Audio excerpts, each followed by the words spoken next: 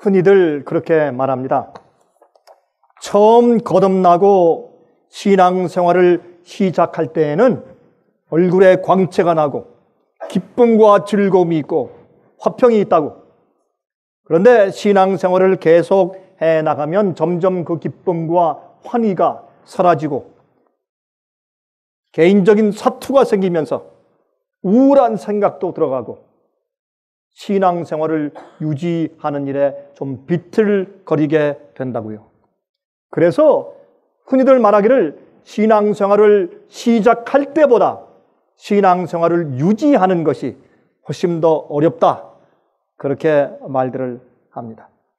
자, 그러면 우리가 성경 말씀을 펴서 우리가 중요한 한 가지 사실을 좀 이해해 보도록 하겠습니다. 잠언입니다. 잠언 4장 18절을 보시면 다음과 같은 말씀이 여기에 기록되어 있는 것을 볼 수 있습니다. 잠언 4장 18절입니다. 의인의 길은 돋는 햇볕 같아서 점점 빛나서 원만한 광명에 이르거니와. 우리 의인들의 길은 마치 해가 돋는 것처럼 처음에 해가 돋을 때 어두침침한 밤을 헤치면서 서서히 빛이 올라옵니다. 그러나 그 빛이 점점 올라오면 올라올수록 그 광명이 더 밝아지고 온 세상을 환히 비추는 빛이 되는 것입니다. 그런 식으로 우리 그리스도인 생활도 사실은 처음에 시작할 때보다 나중에 계속해서 우리가 경험하면서 우리의 생활이 더 풍성하여져야 된다. 사실 그것이 원한입니다. 그것이 성경에 있는 말씀입니다. 여기에 요한복음 15장 11절에 이렇게 말씀했습니다. 내가 이것을 너희에게 이름은 내 기쁨이 너희 안에 있어 너희 기쁨을 충만하게 하려 함이니라. 그렇게 말씀했습니다. 주님께서는 우리 마음속에 은혜로 신앙의 기쁨이 충만하도록 원하세요. 그렇게 하기를 계획하시는 것입니다. 그렇게 하기를 원하세요. 나의 기쁨이 너희 마음 가운데 충만하길 원한다. 그런데 솔직히 우리가 그렇게 됩니까? 잘 안 되죠. 그렇죠? 근데 그 이유가 어디 있는가? 많은 경우에 우리의 일상생활과 하나님께서 우리와 함께 계시는 우리 마음속에 신앙적인 경험을 믹스하는 것입니다. 제 말을 오해하지 마십시오. 믿지 않는 사람들이나 믿는 사람들이나 생활의 고통이 함께 있습니까? 그렇습니다. 돈의 걱정이 있나요? 그렇습니다. 믿지 않아도 있고 믿어도 있는 겁니다. 그리고 또 육신의 질병이 생깁니까? 몸이 아프고 피곤합니까? 여러분 똑같이 그러면 믿는 사람이라고 해서 운전할 때 스트레스가 없습니까? 갑자기 앞차가 급정거하면 스트레스가 안 생기나요? 믿는다고 해서 모든 일에 장미꽃밭처럼 문제가 없습니까? 그런 것이 아니거든요. 그러므로 그런 것은 아예 일반적으로 우리가 세상에 기식을 하며 살기 때문에 있는 것으로 인정을 해야 합니다. 그런데 마치 우리가 신앙생활을 하면은 이런 모든 것이 다 조용한 평안한 하늘 위에 떠 있는 것처럼 모든 문제가 해결되어야 하며 모든 문제가 없어져야 하는 것으로 착각하는 것입니다. 그것은 잘못된 생각입니다. 의뢰, 당연히 우리가 이 세상에 살고 있기 때문에 그 대가를 그렇게 말해도 되겠습니까? 우리가 살고 있는 생명의 대가를 치루어야 합니다. 누구나 그거는 예외가 없어요. 그런데 우리가 이런 생명을 유지하고 우리가 호흡하며 생각을 가지고 사는 기회를 얻기 때문에 우리가 진리를 발견하고 진리를 이해하고 성령의 감동을 받고 회개할 수도 있고 기도할 수도 있고 또 주님의 재림을 기대하며 마음의 희망을 가지고 살 수 있는 것입니다. 거기에 우리가 집중을 해야지. 우리가 인생 생활할 때 믿으나 믿지 않으냐 똑같이 당하는 그런 인간 사회에 집중해서 마치 신앙생활을 하면 말이죠. 무슨 면허증을 받은 것처럼 이런 모든 일에서 해방되어야지 내 신앙생활이 올바른 것이 아니냐. 내가 신앙생활을 똑바로 하면 내 아이들이 못 살게 굴지 말고 말썽을 부리지 말아야지. 이건 착각입니다. 여러분, 그게 아닙니다. 내가 신앙생활을 잘하면 내가 독감이 걸리지 말아야지. 아닙니다. 내가 알러지에 걸리면서 콜록콜록 기침을 하지 말아야지. 이런 식으로 제가 좀 과장을 합니까? 이런 식으로 전부 연관을 시키기 때문에 마음에 문제가 생기는 것입니다. 우리는 내 생활이 어떠하든지 간에 내 생활에 인간으로 살기 때문에 오는 시름들과 슬픔과 외로움과 시련들 때문에 내가 마치 신앙이 없어진 것인가? 주님께서 함께하지 않는 것인가? 성령께서 내게서 멀리 떠나셨는가? 그렇게 마음에 생각하거나 아니면 우울하게 그렇게 느끼지 말아야 합니다. 그것은 이 개인적으로 오해하는 것입니다. 우리는 인간으로 살면서 당하는 모든 일들은 감안해야 합니다. 그래서 내가 신앙생활을 하든지 하지 않든지 내가 이 세상에 태어나서 생명을 가지고 이런 기회를 가지고 살고 있는 것만 해도 감사와 기쁨이 있어야 돼요. 근데 우리 생각의 차이예요. 예? 생각의 차이.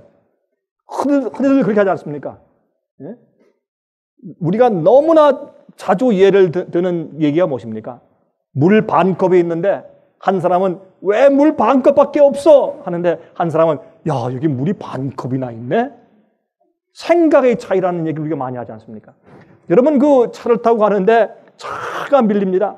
그러면 짜증을 부리고 동동거리고 스트레스를 받으면 뭐 그렇다고 해서 차가 날아갑니까? 아니죠. 그럴 때 이때는 강병국 목사의 테이블들을 좋은 기회가 생겼네 하고 CD를 집어넣으세요. 그럼 얼마나 감사하고 기뻐요. 뭐 이런 여러분들 그 바쁜 시간을 내기 힘든데 그렇게 차가 밀려서 정말 기어갈 때 그 시간을 이용해서 말씀을 들으면 얼마나 좋겠어요. 그래서 우리의 이 세상살이에 적응에 문제가 있는 것이고 우리의 사고방식에 문제가 있는 것이에요. 그리고 또 한 가지 이제 다른 중요한 이제 본론적인 이슈가 있는데 제가 오늘 여러분들과 함께 두 가지 언약에 대해서 좀 함께 좀 나누려고 생각을 하는 것입니다. 두 가지 언약. 이게 무엇인가? 우리 갈라디아서 3장에 있는 말씀을 먼저 펴서 읽겠습니다. 갈라디아 3장 21절부터 31절까지 있는 말씀을 제가 읽겠습니다. 갈라디아 3장 21절부터 31절입니다. 내게 말하라. 율법 아래에 있고자 하는 자들아 율법을 듣지 못하였느냐? 기록된 바 아브라함이 두 아들이 있으니 하나는 계집 종에게서 하나는 자유하는 여자에게서 낳다 하였으나 계집 종에게서는 육체를 따라 낳고 자유하는 여자에게서는 약속으로 말미암았느니라. 여러분 이건 굉장히 중요한 얘기입니다. 아브라함이 믿음을 가지고 이 도무지 바랄 수 없는 입장에서 바라고 믿었습니다. 자기의 늙은 자기의 본부인 사라의 배를 통해서 아들을 낳는다. 이거는 도무지 믿지 못할 이야기입니다. 90살 난, 80살 난 할아버지 할머니가 자식을 낳는다. 지금도 우스운 일이지만 옛날도 우스운 일이었습니다. 이건 불가능한 일이었지만 아브라함이 그것을 믿었다 그랬습니다. 그 약속이니까. 그렇죠? 그런데 그 믿음이 흔들렸어요. 왜? 약속의 어머니가 흔들렸어. 사라가 약속의 어머니가 여보 아무래도 나는 안 될 것 같소. 이러니 약속의 어머니가 흔들려 버리니 아브라함이 흔들려 버린 거예요. 여러분 그러나 하늘에 계신 성령께서는 그럴 리가 없으나 인간의 상징으로 나타낸 이 사라가 흔들려 버렸어요. 그러니까 할 수 없이 그 당시 풍습을 따라서 여보 내 여종을 통해서 자식을 낳으면 내가 낳는 것과 같지 않겠소. 그렇게 해서라도 당신 후사를 좀 만들어내시오. 그렇게 했어요. 그렇게 함으로 또 싸움이 생기고 또 시기 질투하고 그런 일이 생겼지만 그래서 할 수 없이 계집종 하갈을 통해서 자식을 낳습니다. 이 계집종 하갈은 애굽에서 같이 나온 종이었습니다. 애굽 사람이었어요.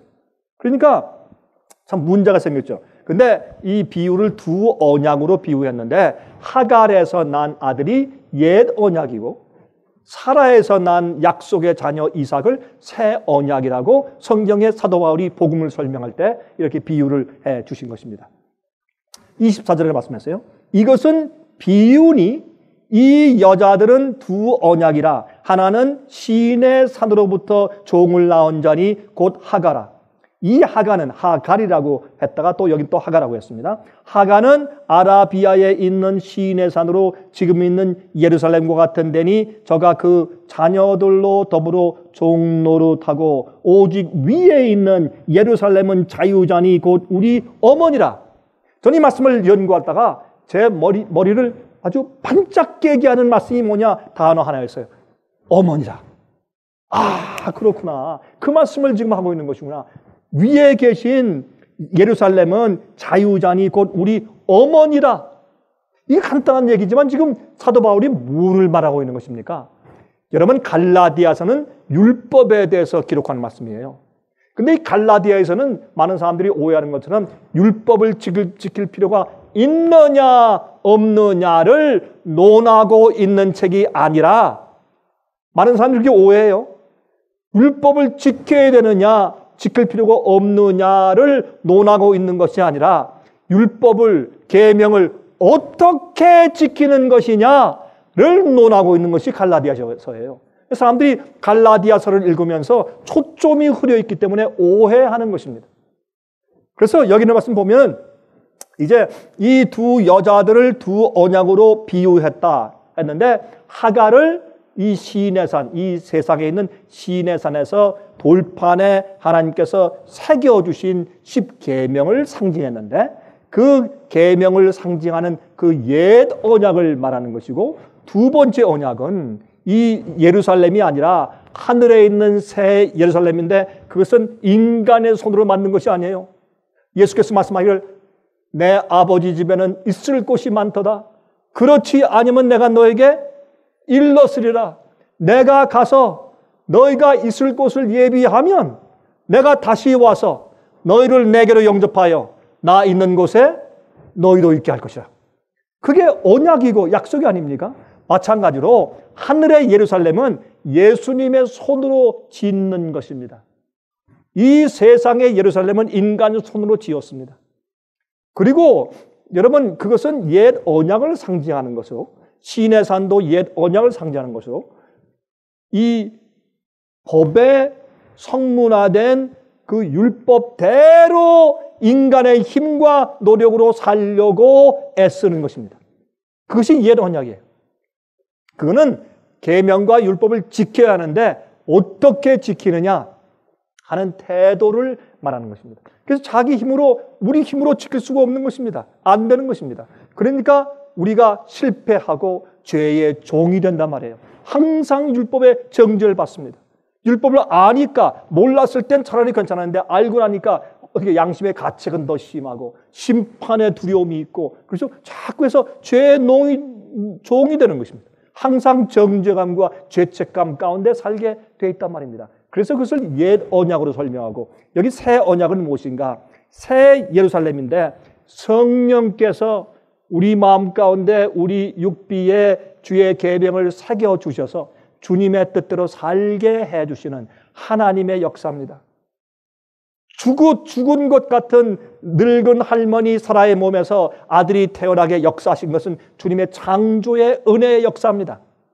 그렇게 될 것을 아브라함이 바랄 수 없는 중에 바라고 믿었다고 했습니다. 그것이 새 언약이에요. 그러니까 그렇게 우리도 도무지 우리의 죄의 육신, 주의 본성과 육신 속에서 의로운 생활을 살 수 없고 의롭게 될 수 없다는 것을 알면서도 주님의 약속을 믿을 때 위에서 새 예루살렘이 내려오는 것처럼 성령의 은혜가 우리 속에 내려와서 우리를 입혀서 그 은혜의 의의 경험이 내 속에서 이루어지게 하신단 말입니다.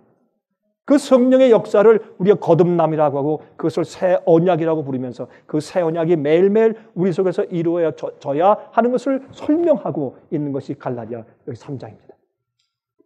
자, 그래서 그 위에 있는 예루살렘은 자유자니 곧 우리 어머니라. 어머니는 뭐 하는 사람입니까? 자식을 낳는 사람입니다.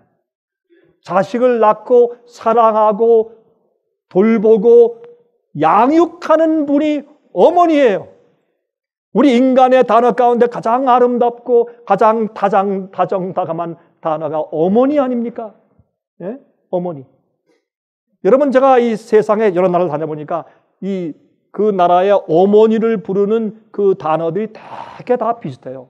엄마, mom, mommy, mother, 마. 예? 중국 사람들도 마 그래요, 어머니를. 그래서 이 세상에 많은 나라가 비슷한 그런 음을 내요. 어머니. 우리 한국 사람들은 그게 어머니예요. 근데 사실은 mother, mom, mama, mom 하는 이런 말들은 다 같은 어문에서 나왔기 때문에 이제 그런 발음을 한다고 생각했습니다. 이 예루살렘은, 새 예루살렘은 하늘에서 어머니예요. 하나님의 아들과 딸들을 낳아주는 분이에요. 성령을 통해서 우리를 잉태해 주시는 분이에요. 성령으로 우리 마음 비석에, 우리 마음판에 하나님의 계명을 적어주시는 분이세요. 그래서 어머니예요.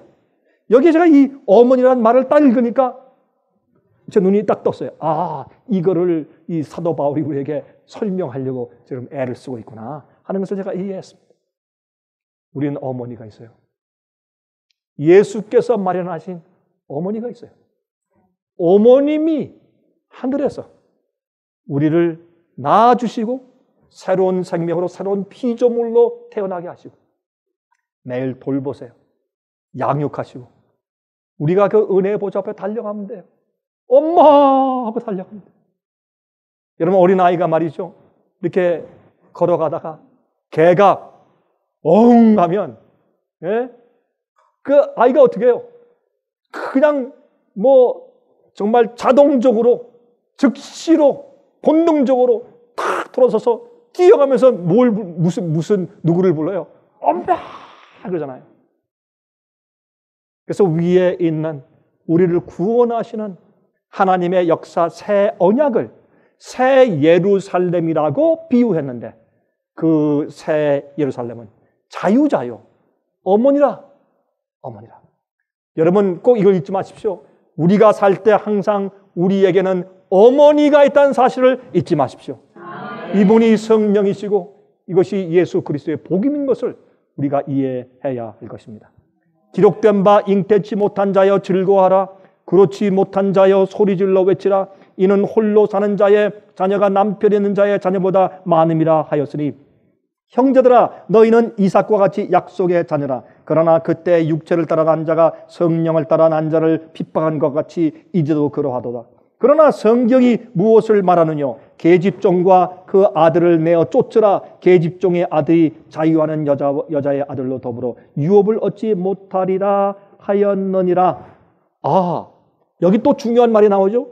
계집종의 아들은 하나님의 약속의 아들이 아니니까 어떻게 하라? 내어 쫓으라. 냉정할 말 같죠? 그래서 아브라함에게 내어 쫓으라 그랬어요. 그 이스마엘이 나의 약속을 이을 기업자가 아니다. 내어 쫓으라. 이것은 영적인 비유요 상징인데, 우리의 생활 가운데서 어떻게 해요? 옛날 예루살렘, 옛날의 시내산, 우리 인간이 뭘 만들어서 하나님께 드려야 되고, 우리 힘과 노력으로 우리의 의를 만들어서 짜 맞추어서 하나님께 드려야 된다고 생각하는, 자기의 행위로 율법을 이루거나 이룰 수 있다고 생각하는 것을 마음속에서 어떻게 하라? 내어 쫓으라. 옛 언약의 경험을 내어 쫓으라 그랬어요. 여러분, 지금 우리가 현대 시대를 살고 있지만 지금도 어떤 그리스도인들은 옛 언약의 경험 속에 살고 어떤 사람들은 새 언약의 경험 속에 사는 것입니다. 이것은 그리스도인의 상태를 말하는 것이지 시대를 말하는 것은 아닙니다. 그래서 사람들이 구약 시대는 옛 언약 시대였고 신약 시대는 새 언약의 시대다. 잘못된 생각입니다. 그것은 그리스도인의 마음속의 경험을 말하는 비유로 여기에 설명을 하신 것입니다. 그런즉 형제들아, 우리는 계집종의 자녀가 아니요 자유하는 여자의 자녀니라. 얼마나 감사해요. 우리는 자유하는 하늘 새 예루살렘의 시민이요, 거기에 속한 사람들이에요. 예? 자, 이 두 여인을 두 언약으로 상징했고, 시내산과 하늘 새 예루살렘도 여기에 두 언약으로 성경에 상징한 것을 볼 수가 있는 것입니다. 여러분, 종의 아들은 종이 될 수밖에 없어요. 다시 말해서 우리가 내 힘으로 율법을 지킬 수 있다라는 사고방식을 가지고 우리가 뭐 꼭 말은 그렇게 안 해요. 믿음으로 구원받는다 하지만은 믿음으로 하나님의 능력을 받아서 내 속에 어떠한 일이 생기며 어떻게 될 수 있다는 것을 믿지 아니하고 그것을 기대하지 아니하고 자꾸 자꾸 옷을 열어가지고 내 지금 말을 어떻게 했지? 내가 지금 어떤 행동을 했지? 내 생애가 어때? 내가 어떻게 더 잘할 수 있는데 이렇게 하기 시작하면 한이 없는 것이에요. 그래서 점점 종이 되어버리는 것이에요. 그렇게 하지 말라는 것입니다. 바랄 수 없는 중에 하늘에서 내려오는 새 예루살렘을 바라라. 그렇게 지금 사도 바울이 설명하고 있는 것입니다. 여기에 로마서 4장 13절부터 15절입니다. 아브라함이나 그 후손에게 세상의 후사가 되리라고 하신 언약은 율법으로 말미암은 것이 아니요 오직 믿음의 의로 말미암은 것이니라. 만일 율법에 속한 자들이 후사이면 믿음은 헛것이고 약속은 패하여 졌느니라. 율법은 진노를 이루게 하나니 율법이 없는 곳에는 변함도 범함도 없느니라. 그랬습니다. 여러분, 자 보세요. 우리가 율법을 우리 힘으로 이루어서 의롭게 되려는 의도를 가지고 있으면 항상 마음 가운데 정죄의식과 죄책감의 의식을 안고 살 수밖에 없어요. 그러나 주님, 내가 희생하고 헌신하고 굴복해서 주께서 성령께서 내 속에서 그것을 이루어지는 것을 자꾸 바라고 기대하면 우리의 관심이 하늘에 가 있어요. 우리의 관심이 주님의 역사에 있고 우리의 관심이 주님의 은혜에 있는 것이에요. 여러분, 이것은 우리가 무엇을 기대하고 어떤 의도를 가지고 그리스도인 생활을 사느냐에 달려있는 것이고 그 결과로 우리 생활이 준육이 들어있고 기쁨과 즐거움이 없든지 아니면 은혜가 우리 마음껏 점점 더 성장하든지 그런 차이를 내게 되는 것입니다. 로마서 3장 20절부터 22절 그러므로 율법의 행위로 그의 앞에 의롭다 하심을 얻을 육체가 없나니 율법으로는 죄를 깨달음이라. 이제는 율법 외에 하나님의 한 의가 나타났으니 율법과 선지자들에게 증거를 받은 것이라. 곧 예수 그리스도를 믿음으로 말미암아 모든 믿는 자에게 미치는 하나님의 의인이 차별이 없느니라. 그랬어요. 율법은 율법으로 의롭다 하심을 받을 육체가 없어요. 율법으로는 죄를 깨달아요. 여러분, 이게 무슨 말인가? 자, 예를 좀 드립시다. 여러분이 지금 감옥에 가 있어요. 죄를 짓고 감옥에 가 있습니다. 그런데 거기 가서 당신이 지은 죄는 미국 헌법 몇 조항 몇 항 아니면 대한민국 헌법 몇 조 몇 항에 이렇게 되어 있는데 잘 읽으면서 당신 이것을 어겨서 이게 감옥에 들어온 겁니다. 다시 들으세요. 자꾸 율법을 읽어주면 여러분들이 감옥에 지금 갇혀 있는데 가뜩이나 괴롭고 어렵고 힘든데 자꾸 가서 그 법을 읽어주면 그 법을 읽어준다고 해서 그것이 여러분을 해방시킵니까? 아니죠. 더 괴롭게 하고 내가 왜 그랬나 하고 더 후회하게 하고 더 양심의 가책을 죄책감을 느끼게 만드는 결과를 낳죠. 그렇죠? 그 갇혀있는 자에게 자꾸 그것을 읽어준다고 해서 정죄하는 역할과 죄를 깨닫게 하는 역할 이외에는 다른 해방의 길이 없는 것입니다. 마찬가지예요. 우리 그리스도인들에게 계명과 율법은 반드시 지켜야 하는 것이지만 어떻게 지키느냐가 중요해요. 율법과 그 조항들을 자꾸 설명을 해준다고 그래서 그게 그 사람에게 평안을 주는 것이 아니란 말입니다. 우리가 아이들을 교육할 때도 자꾸 똑같은 걸 또 잔소리하고 자꾸 법을 얘기해 주니까 아이들이 지겨운 겁니다. 그게 그 아이를 해방시켜주는 것이 아니기 때문에 그 아이를 해방시켜주는 능력과 파워는 다른 데에 있기 때문에 그렇습니다. 그래서 오히려 감옥 생활이 더 고통스럽게 만들어주게 되는 것입니다. 그래서 많은 그리스도인들이 그렇게 하는 것입니다. 그렇게 하는 것입니다. 여러분, 홍해를 건너서 출애굽시킨 사실은 하나님께서 이스라엘 백성들에게 무엇을 알게 하려 하셨냐면 하나님께서 그들을 죄의 파워에서 해방시키실 수 있다라는 하나님의 능력을 그들에게 보여주시기 위해서 그렇게 하신 겁니다. 홍해를 쫙 갈라서 건너오게 하실 필요가 없었어요. 그러나 구태여 그렇게 하신 것은 그들의 마음 가운데 큰 인상을 심어주어서 이런 하나님께서 광야에서 너희가 불평만 할 것이 아니라 반석에서 물을 내주시고 하늘에서 만나를 내려주시는 하나님께서 깊은 인상을 그들 마음 가운데 이제 심어 넣어서 그들이 생활할 때 하나님의 능력으로 그들이 의를 이루고 세상 생활을 살고 죄를 승리할 수 있다는 것을 깨닫게 하기 위해서 그렇게 하신 것입니다.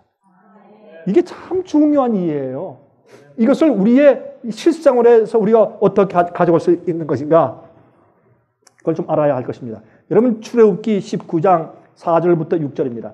나의 애굽 사람에게 어떻게 행하였음과 내가 어떻게, 잘 들어보세요.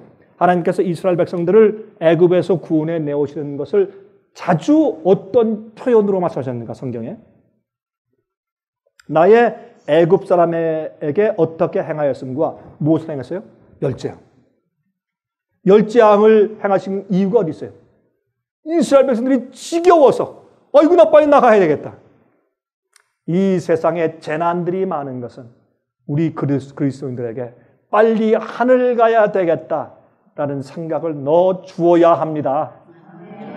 그럼 주식시장이 망하고 막 이렇게 돼버리면 내가 빨리 하늘 가야 되겠다 이렇게 해야 되는데 내가 좀 더 많은 지식을 쌓고 좀 더 전문가에게 상담해서 더 좋은 주식 투자를 해야지 그것이 아니란 말입니다. 그렇죠? 그래서 여기에 이제 그들을 출애굽시키신 것을 성경은 이렇게 설명했어요. 나의 애굽 사람에게 이렇게 행하였음과 내가 어떻게 독수리 날개로 너희를 업어 내게로 인도하였음을 너희가 보았느니라.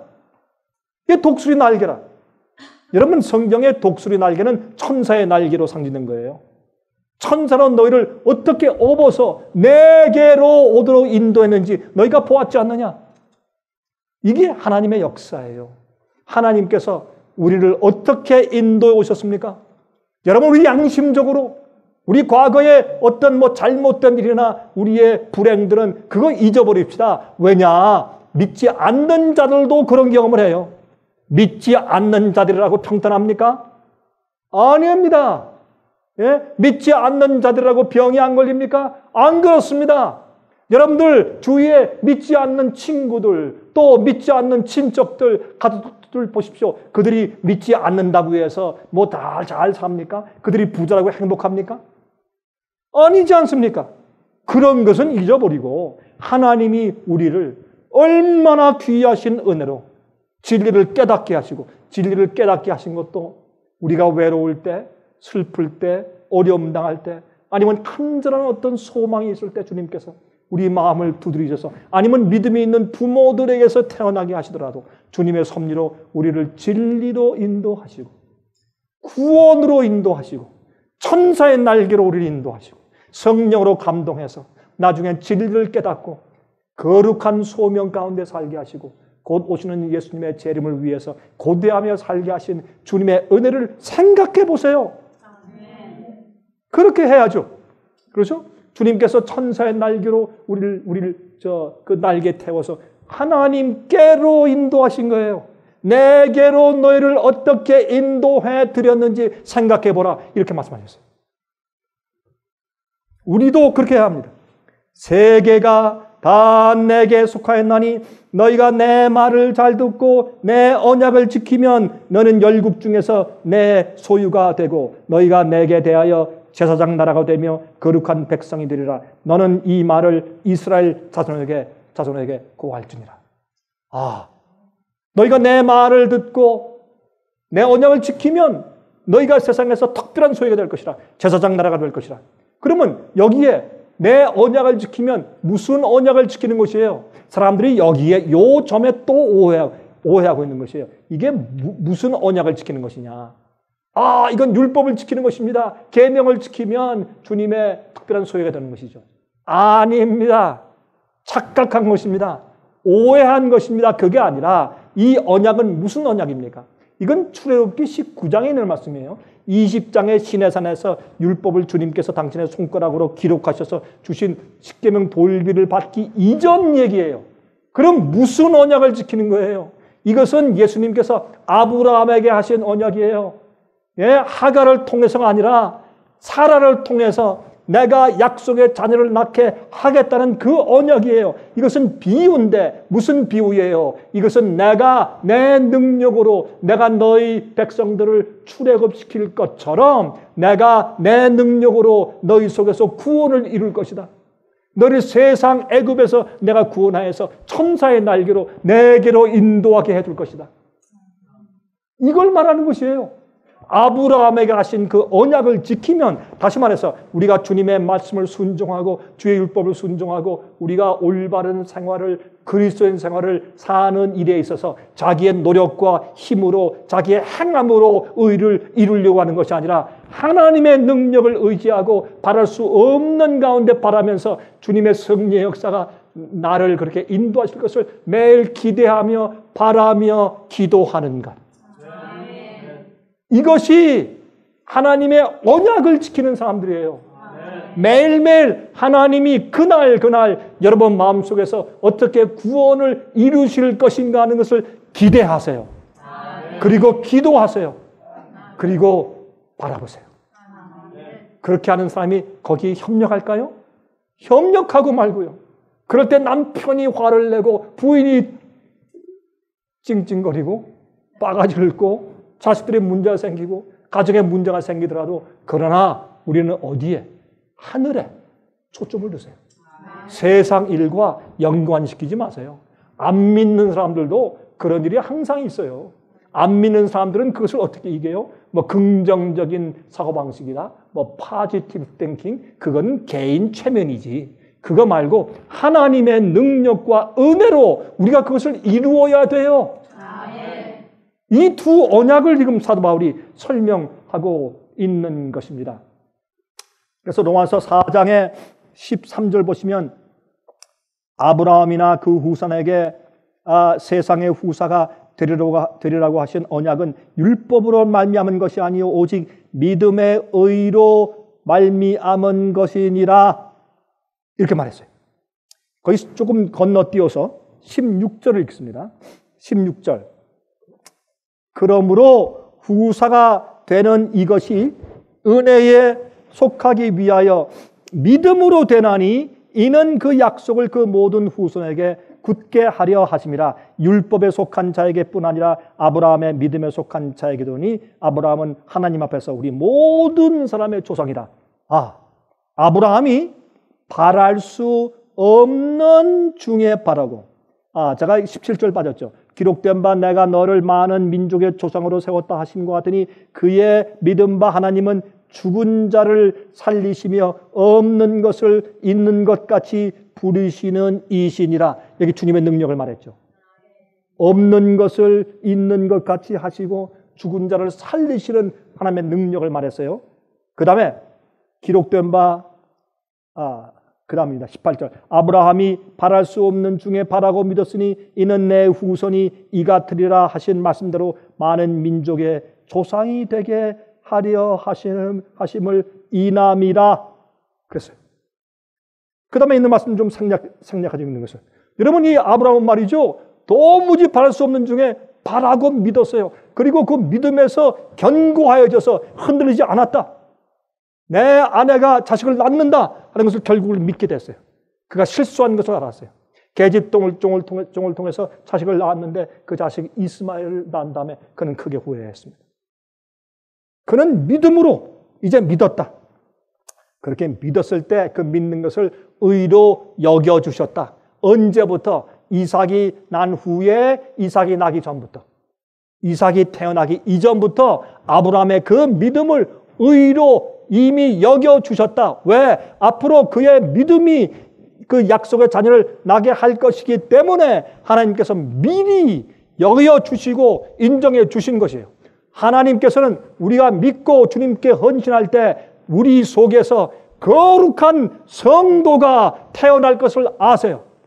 하늘에서 거룩한 천사처럼 살게 될 것을 아시고 미리 보시고 성령이 충만한 자가 될 것을 주님께서 미리 보시기 때문에 이전부터 의롭다고 주님께서 오늘 여겨주시는 것이에요. 이것을 믿는 것이 믿음으로 말미암는 의예요. 저기에 목표가 있을지라도 오늘 반드시 내가 이 길에 서 있으면 내가 흔들리지 아니하고 돌아서지 아니하면 내가 끝에 꼭 저기에 간다는 것을 내가 믿고 주님께서 그렇게 될 것을 약속해 주시고 그 과정 가운데 매일 역사해 주실 것을 약속해 주셨기 때문에 그 약속에 입각해서 주님께서는 오늘 우리가 저 끝에 마지막 그 골에 가서 완성된 완전한 사람으로 사는 것처럼 미리 여겨주시고 인정해 주시는 것이에요. 참 이건 믿기 어렵죠. 믿기 어려워요. 그러나 믿으십시오.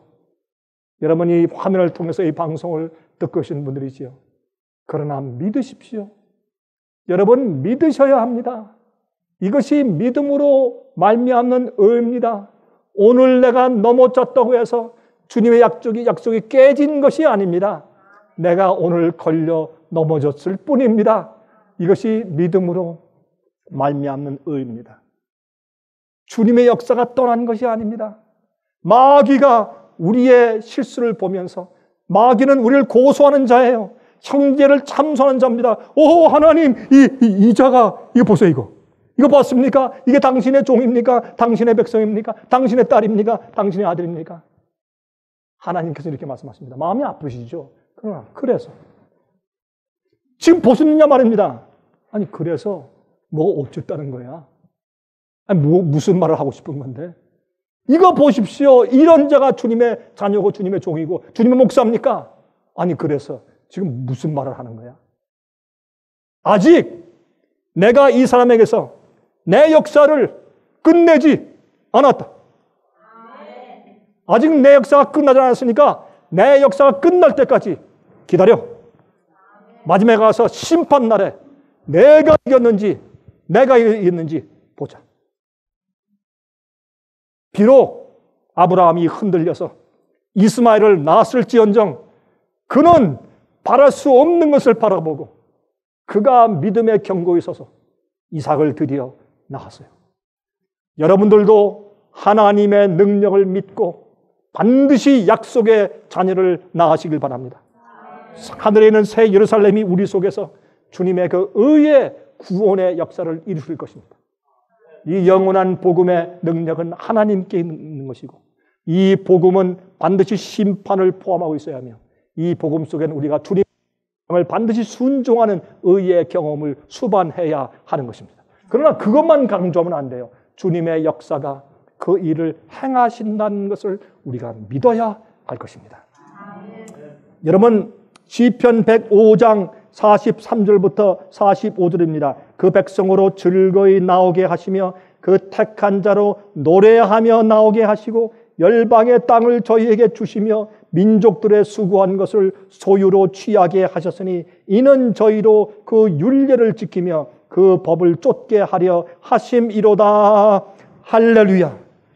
주님께서 당신의 백성들을 이렇게 애굽에서 나오게 하신 이유가 어디 있어요? 주님의 율법과 계명을 지키게 하기 위해서 그들을 불러내셨다 그랬어요.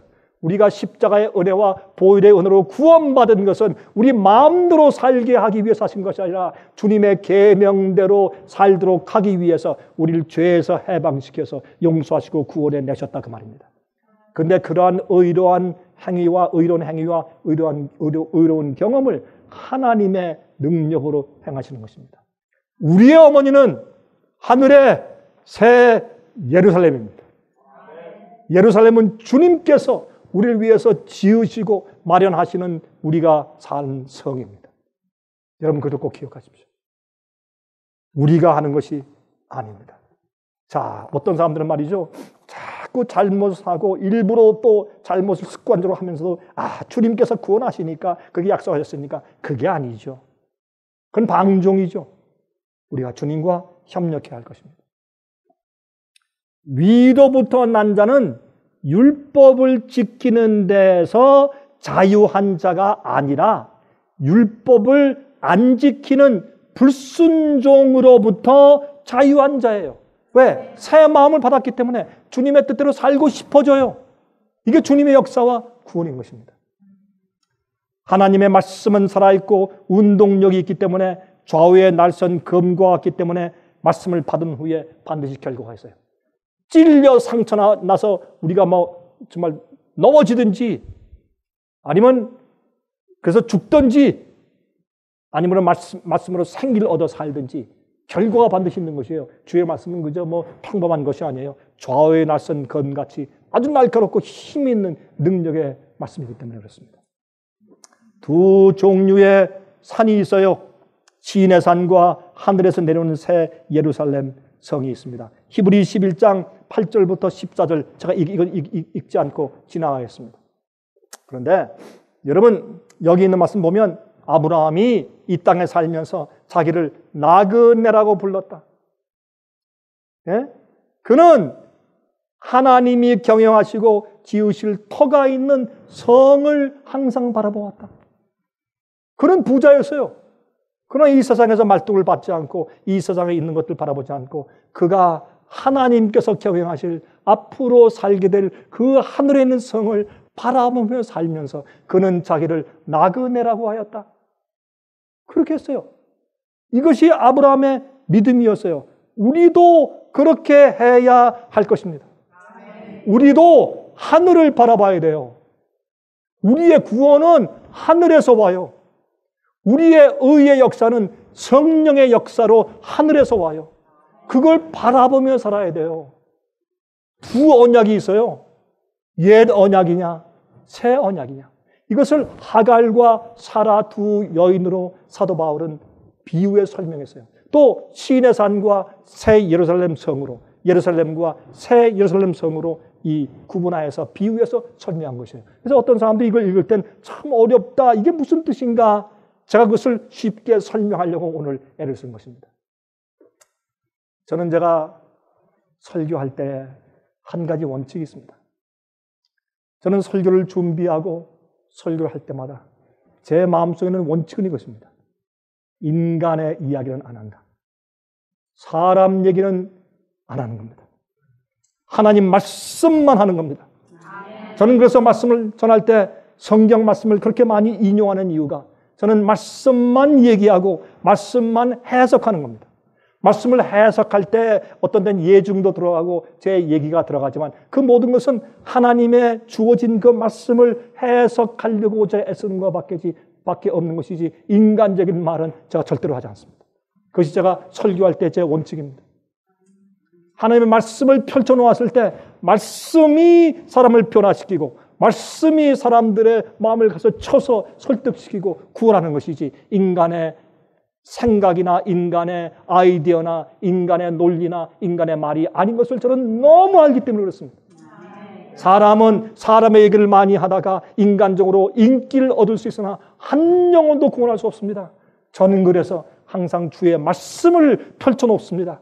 그러면 제가 몰라도 하나님 말씀을 펼쳐놓으면 그 말씀은 좌우의 날선 검처럼 능력 있는 것이기 때문에 사람의 골수와 생각을 찔러 쪼개는 말씀이기 때문에 말씀을 펼쳐서 그 말씀을 현대적인 의미로 제가 이해한 것을 펼쳐 놓아서 주의 말씀을 강의하면 그 말씀이 이 세상으로 돌아다니는 겁니다. 이 세상 방방곡곡으로 주의 말씀에 나가서 독수리 날개로 천사의 날개로 영혼들을 구원해서 안고서 하나님 앞으로 인도하는 것입니다. 저는 그것을 너무나 많이 경험했습니다.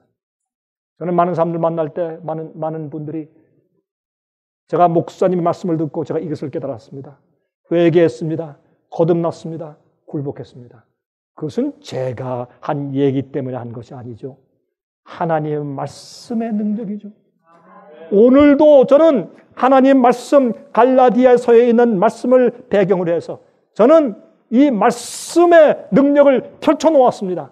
저는 믿습니다. 오늘 이 말씀을 듣는 세상에 어디 있는 사람들이나 오늘이나 아니면 다음 주나 그 다음 주나 내년이든지 언제든지 기회에 있어서 이 두 언약의 말씀을 듣는 그 사람들은 깨닫고 아 그렇구나 하고 주님의 능력을 붙잡고 성령의 능력을 붙잡고 자기를 굴복하며 이 소망을 가지고 즐거움을 가지고 희망을 가지고 하나님의 은혜 가운데로 올 사람들이 많이 있을 것을 저는 믿음으로 믿습니다. 아멘. 우리는 하늘에 어머니가 있습니다. 새 예루살렘 성입니다. 그것을 바라보아야 합니다. 하나님께서 여러분을 약속의 자녀로 낳아주시고 매일매일 돌보시고 성장케 하시고 인도하시기를 간절하게 바랍니다. 아멘. 하늘에 계신 우리 아버지시여, 오늘 다시 주님의 거룩하신 말씀으로 저희를 깨우쳐 주심을 감사합니다. 아멘. 주님이시여, 우리는 주님의 구원을 믿습니다. 주님의 은혜 역사를 믿습니다. 주님의 계명을 지키며 살고 의롭게 만들어주시는 주님의 복음의 계획과 역사를 믿습니다. 우리는 우리의 어머니인 하늘의 새 예루살렘을 바라봅니다. 그리고 매일매일 하나님의 역사를 기대합니다. 저희를 도와주시고 우리의 매일매일 그리스도인들의 삶이 풍성하게 도와주시옵소서. 예수 그리스도의 거룩하신 이름으로 간절하게 기도합니다. 아멘.